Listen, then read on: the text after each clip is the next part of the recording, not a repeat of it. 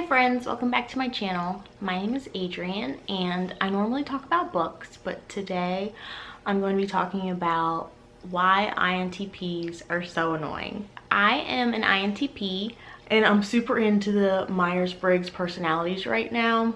I've been obsessively watching C.S. Joseph and on Quora and Reddit forums. And I'm mainly obsessed with INTPs and learning about the personalities of the people I'm closest to right now. Not every personality. So I thought it would be fun to discuss INTPs. I have lots of subjects I could talk about for my personality. But I thought for the first one, it would be fun to talk about why INTPs are so annoying.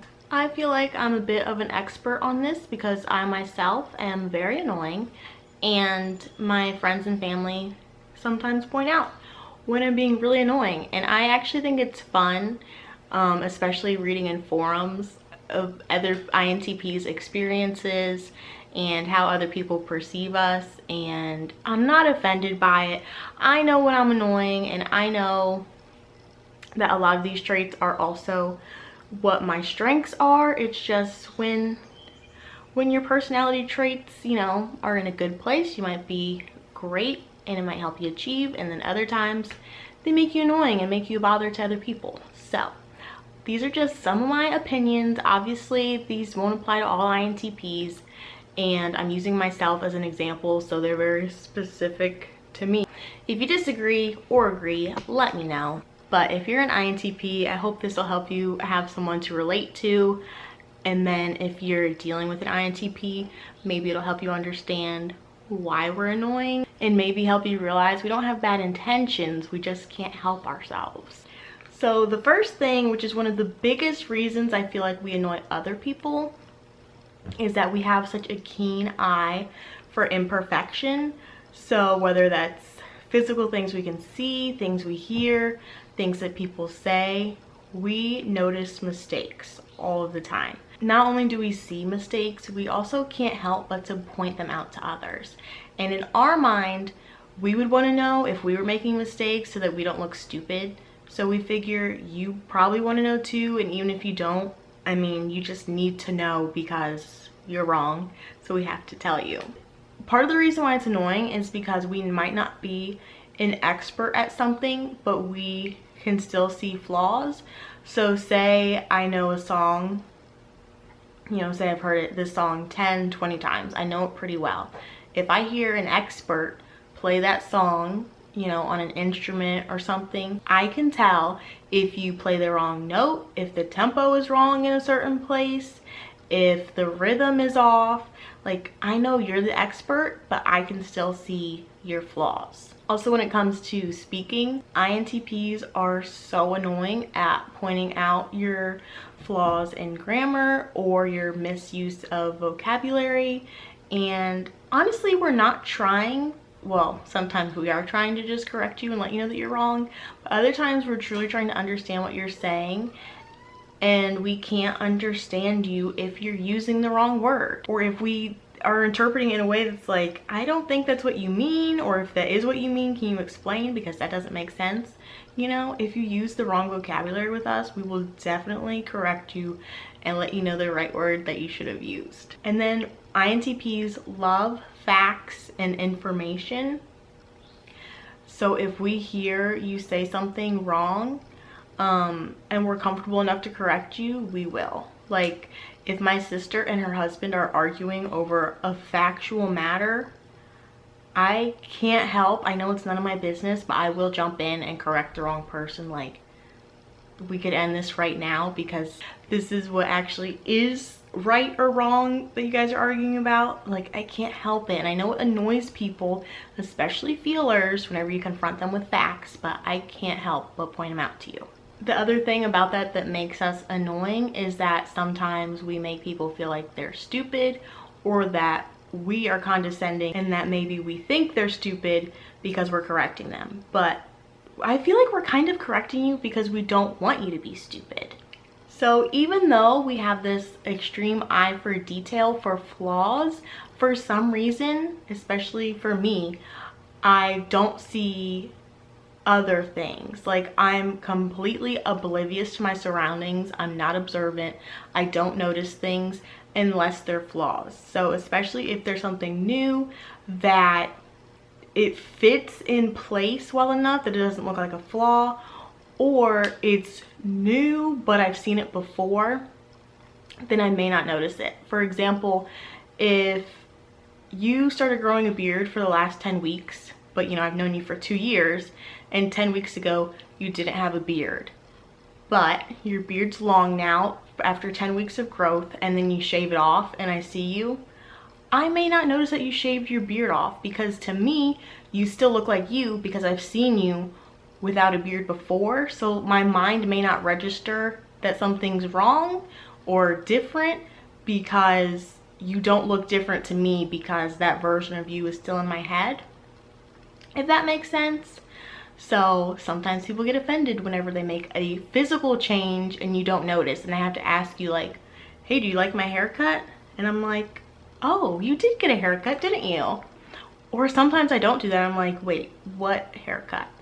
What changed? What did you look like yesterday? I don't remember. And then I'm also very not observant of my environment. I mean, my friend has a bunch of bookshelves, and they added 3 new bookshelves full of books, and I walked in, I walked right by them, and I didn't even register them because they have 10 other bookshelves full of books. So when 3 more get added, yes, it's large and obvious to a lot of people, but to me, I don't see it because it blends into the environment and I don't notice these things. Or there's this day at work when I went in the break room to make some tea, and we have the water cooler that's not the one with the jug on top, but the kind that's hooked into the water line. And I went to get some hot water, and the tap used to be just a little red pull down thing, and that day you had to like squeeze it and turn it up instead. So of course I noticed that there was a new hot water tap because, you know, I had to use it differently. And I went and talked to the admin and said, oh, you replaced the hot water tap. And she said, no, we replaced the entire water cooler. You didn't notice? And I went back and looked at it, and I'm like, oh, it's a whole new color, a different brand, a completely different look, and I didn't even notice. Like, the only thing I noticed is the thing that changed that affected me, or like that was wrong because it didn't work how it used to. Didn't even see the rest of the water cooler. And on top of that, she asked me if I noticed the new posters in there.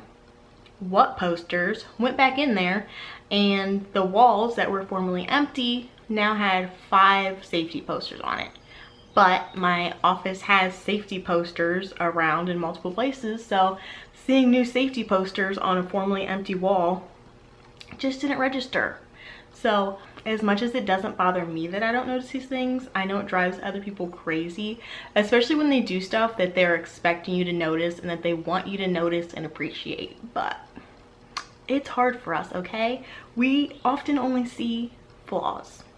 We're also very much know-it-alls, especially whenever it comes to facts. Me, especially whenever someone's talking to me, if they ever say something and add in information that makes me feel like they're telling me because they think I don't already know, I get offended. I'm like, I know, which I know is annoying, but I can't help myself. Like, if someone was talking about they needed to hurry up and make a trade before the stock market closes because the stock market closes at 4:30. I'd be like, yeah, I know the stock market closes at 4:30. Like, of course they were completely harmless, not trying to offend me, but I just get offended when people try to teach me something that I already know. Like, don't assume I don't know that. So INTPs love to share fun facts, but which sometimes makes other people want to share fun facts with us because they know we enjoy them, or even just people in general like to share fun facts. But if I know your fun fact is just wrong, I have to let you know. For example, one of my coworkers, I was talking to one coworker, and another coworker came up and was like, oh, I'll just get in the queue to talk to you next. And he said, did you know that queue is the only English word that has 4 vowels in a row? And I'm just like I had to stop the conversation I was having, like, That's not true. What about sequoia? What about cues? What about queuing? And he just looks at me like, really? Okay, I thought that was a fact. I guess I was wrong, but you really just have to call me out in front of everyone? And I'm thinking, yes, I do, because you can't just run around saying wrong facts. But yes, I'm annoying for correcting you. And then another reason we're annoying is that we're know-it-alls and we have to prove you wrong immediately. So the other day, my coworker and I were eating salads, and I made a comment on the purple spinach that was in there. And honestly, I don't even know that it's purple spinach, but it looks exactly like a spinach leaf, but it's purple. So I called it purple spinach, and they corrected me and said, that's not purple spinach, that's endives. Like, are you kidding me? No, it's not. And of course, I mean, I can't just let it go for later. I can't just say, who cares? It's a salad leaf. Who cares if they think it's an endive? No, I was like, I can't even eat this salad right now. I have to get up, go get this computer, Google endives, and show you what an endive looks like, because it's absolutely not it. And I mean, I will argue over salad. It's annoying, I know. And not only are we know-it-alls about factual things, about factual world things, we also are a know-it-all about you. Well, if we're interested in you enough as a person that we study you, you know, we research you and learn you the way that we learn other things, then we will correct you if you have any inconsistencies in your story. For example, and actually this one is kind of from Quora, and it was spot on me. If 5 years ago you said that you hate broccoli, and then today I see you eating broccoli and you say that you love it, I'll say, no you don't. 5 years ago you said that you hated broccoli. And yes, I know people can change their mind, but my immediate instinct is going to be to correct you, because no, you said you hate broccoli, why do you like it now? And even better, if 5 years ago you said that you hate broccoli and I told you, I'm sure if you tried it again you would love it, then today when that happens, I'm going to say, I told you so. 5 years ago I told you if you tried it you would love it, and now you do. So sometimes I just can't help it, but I just correct people so much. If I know you, if you're a stranger, I'm gonna correct you in my head, but I'm too scared to correct you. Something else that makes us very annoying, that affects our livelihood and the people close to us, is that we hate being uncomfortable.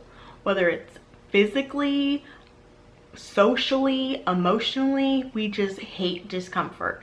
For me, emotional discomfort, I mean, obviously I hate if you're gonna cry in front of me, but even like if I love a TV series, but I know that the final episode is probably gonna be sad, it's gonna have the dramatic moved out of the house, one final look at the empty house before we turn the lights off, like that kind of scene, I just won't watch the final episode of a series that I love, because I don't want to be sad or in a room or with someone who's watching it and that's gonna make them sad. Like, I hate emotional discomfort. Even when I'm genuinely sad myself about something, I dislike that feeling so much. You know, like some feelers embracing, they're like, yes, I should be sad, it's fitting that I'm sad. Like, no matter how appropriate it is, if I'm sad, it makes me uncomfortable. We love comfort so much that we are often late, especially from oversleeping, hitting snooze 10 times, and no matter what we said the night before to ourselves about getting up and how we need to be on time today to work, in the morning our comfort is the #1 priority, and I will lay there like, I'm not gonna be able to wash my hair, I'm not gonna be able to shower now I'm not gonna be able to grab breakfast, just so that I can lay in bed a little bit longer. It's so annoying. I annoy myself with that one. And I think comfort fits into decision making. It might be in a different category, but we hate making decisions because the risk that, especially if our decision affects someone else, the risk that we make the wrong decision, for example, if it's picking a place to eat dinner, like if the food ends up making us sick, or we end up having bad service, or you end up not liking this restaurant I suggested, like, I will be so uncomfortable that I would rather just not pick the place. or in life in decisions that only affect us, we're worried that new things will make us uncomfortable or a situation will make us uncomfortable, that we just won't do things. Like we won't go for a promotion or get a new job or move to a better place because it's scary. Another one that drives me crazy is sometimes I'll be on the couch watching TV and I'll think, okay, it's time to go to bed. And I want to go to bed, maybe I'm tired, but I know that I can't just go to bed. I have to wash my face, take my contacts out, brush my teeth, and that just sounds so uncomfortable when I'm laying cuddled up on the couch. I will stay on the couch for 2 more hours because I'm dreading that 5-minute uncomfortable task. Ridiculous. The next one is that we have a bad work ethic. We can work really hard sometimes, but our drive comes in waves, and I don't know about you guys, but my work ethic highs are usually a lot shorter than my work ethic lows. So a lot of times I feel like my work ethic is just horrible. Mainly like personal projects, things I want to work on, not really ones that my livelihood depends on or would put my job in jeopardy, but just personal things, personal projects that I want to get done. My work ethic is terrible. We are horrible at execution or following through to the end of things. We leave things undone. We get halfway through and just abandon projects, or we lose our passion or our drive to complete it. And this really annoys other people because people close to us can see how smart we are and that we have so much untapped potential, but we're too stuck in our ways or lazy, and we don't have the work ethic to tap into who we really could be and what we really could do. I really feel like I have no self-discipline, and when I start doing something new, I feel like I might get good at it, like mildly good or even expert level, but at some point I'm good at it, so I quit, because sometimes the fun of it for me is just the learning how to get good at it, and once I'm good, I don't feel any desire to continue on. And like the point where I quit is the point where I could take it into something valuable, and that just, it doesn't keep me going.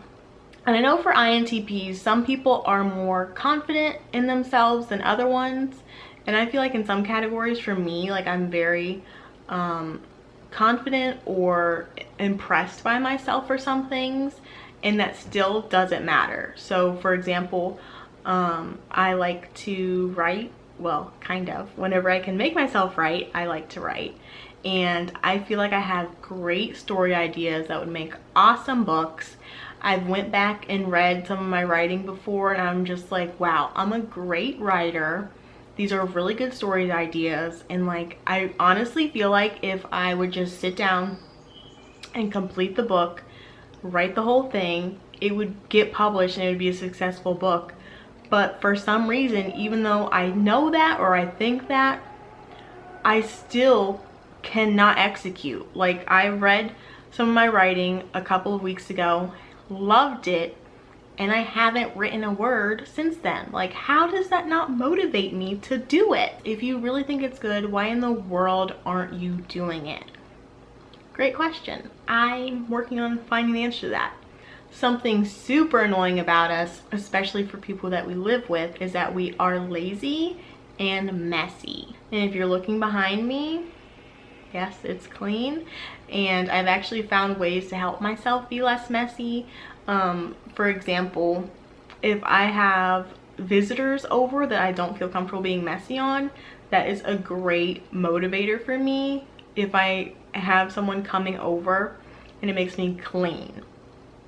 Now, if you looked around, all of the living spaces that are visible are clean, but if that guest ever opened a closet, they would be really disturbed, because it's so hard for me to keep everything clean because I'm naturally messy and I'm also just lazy. So it's like, you're not gonna see inside the closet, so why would I clean it?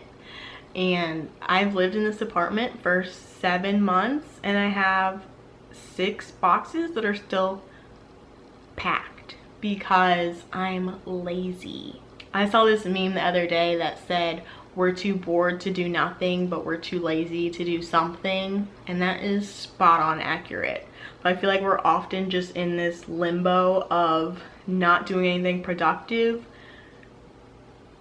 because we're lazy, and then not even doing anything fun because we think we should be doing something productive. It's just annoying and ridiculous. So yeah, we're messy with, you know, normal things. We, you know, dishes or bathrooms, or we just have a hard time cleaning up after ourselves. But I feel like we also do stupid, messy things. Like, that maybe ties into my obliviousness, but for example, my ex-husband, I would drive him insane because in the mornings, any drawer that I pulled clothes out of to get ready, those drawers would be open when he got home after work. And he's just like, why can't you close the dresser drawers when you're done?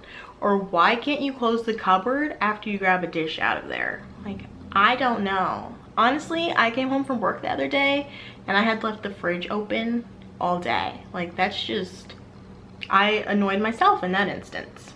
And then just like the work ethic thing, sometimes we are motivated versus not motivated.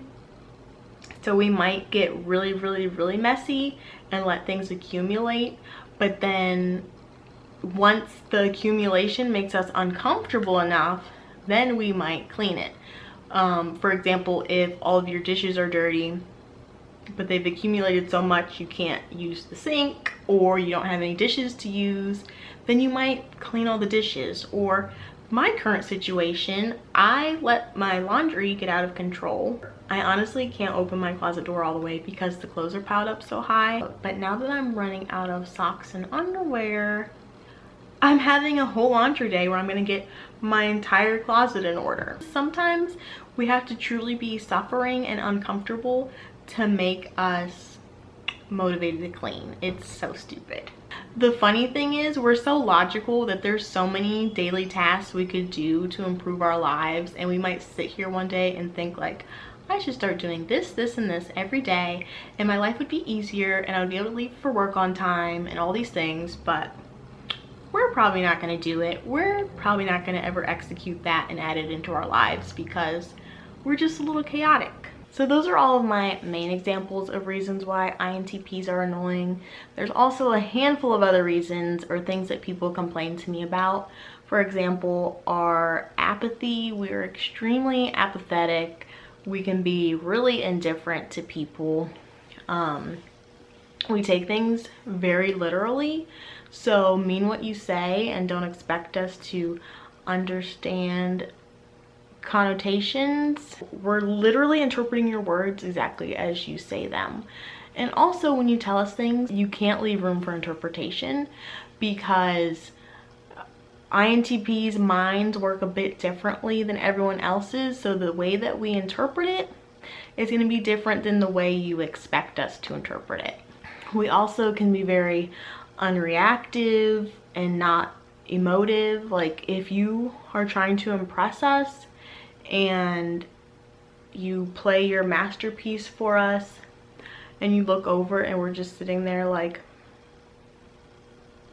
when you're done, don't be offended. We might be really impressed on the inside, but we just have trouble showing it. Those are why I think we're annoying, whether it's annoying to ourselves, annoying to others. Let me know if you agree or some other reasons that you think we're annoying. Fellow INTPs, feel free to correct me and fight with me in the comments. And thank you all so much for watching, and I'll see you next time.